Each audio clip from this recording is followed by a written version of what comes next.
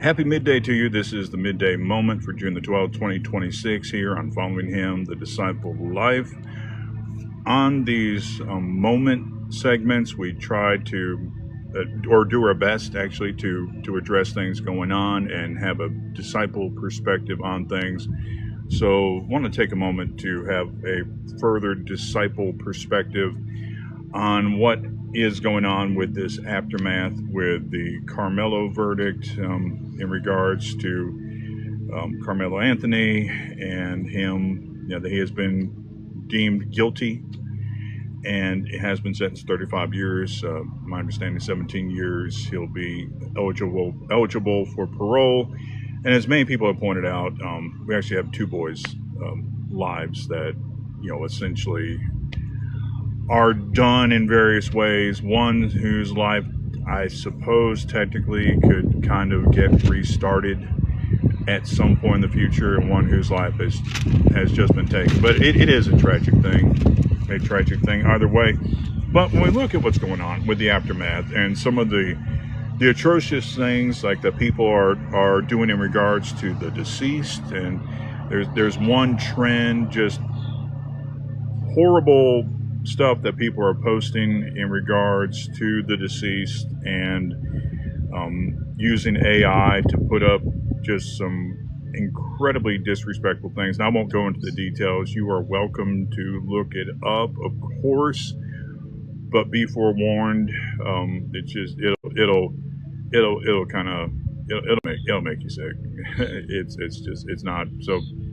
I would advise don't even bother to try to figure out what that's about. But definitely some horrible things being said in regards to the deceased, to Austin Metcalf, which is horrific because his family is still dealing with this loss. And yes, there has been a verdict, but they're still dealing with loss. He's still gone.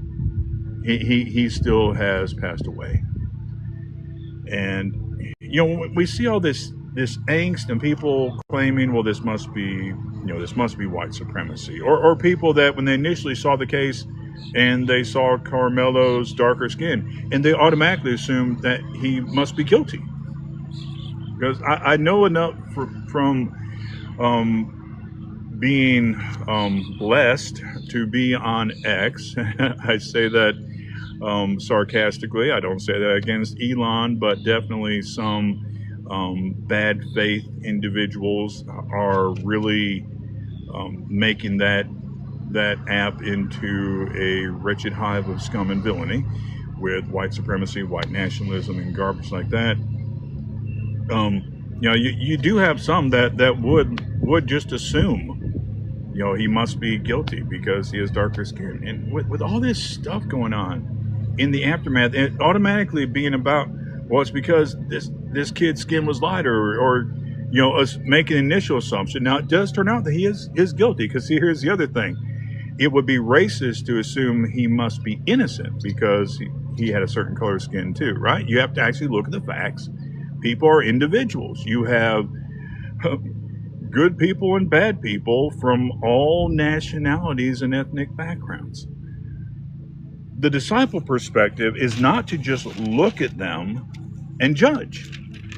Now, yeah, I mean, look at them when it comes to looking at the facts in regards to them, but just that initial looking at them in 1 Samuel 16,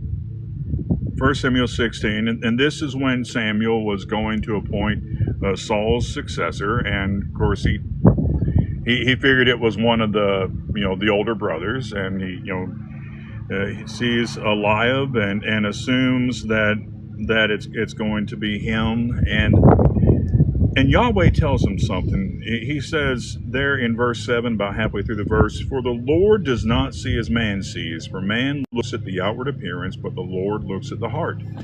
That's what we have to learn to do. Not judge them by the color of their skin, but the content of their character. We don't see what they look like and automatically make the assumptions. Now, yes, you can look at me and make a safe assumption that I have European ancestry. You would be right. I'm mainly Northern European From what I've seen with the genetic breakdown, I don't have a bit of African or Asian ancestry. So I am very European in my background. There are people that live near me that have a lot of European ancestry, but also have Native American. But I don't have that. Pure European. So yes, there are some reasonable things. But when it comes to things of innocence or guilt, matters like that, and that's what's being talked about as far as a person's character. You can't just look at how tall they are, their skin color, whether they have a beard or not, the style of their hair. I want to talk about that, and make an assumption about their morality, their guilt, or their innocence.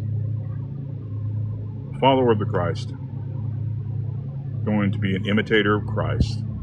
The principle in Ephesians 5:1, that's ultimately about being an imitator of God, because Christ shows us the Father, and of course Christ himself is God.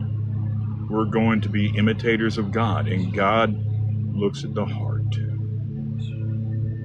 We consider the heart. We do consider the works too. That is part, by their fruit you shall know them. So there's other considerations there too.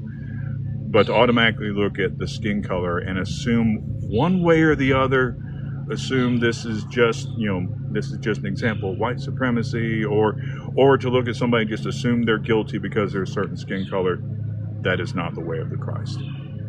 You have a good rest of the day. Lord willing, we'll have the Friday Freedom video up here pretty soon, and shalom.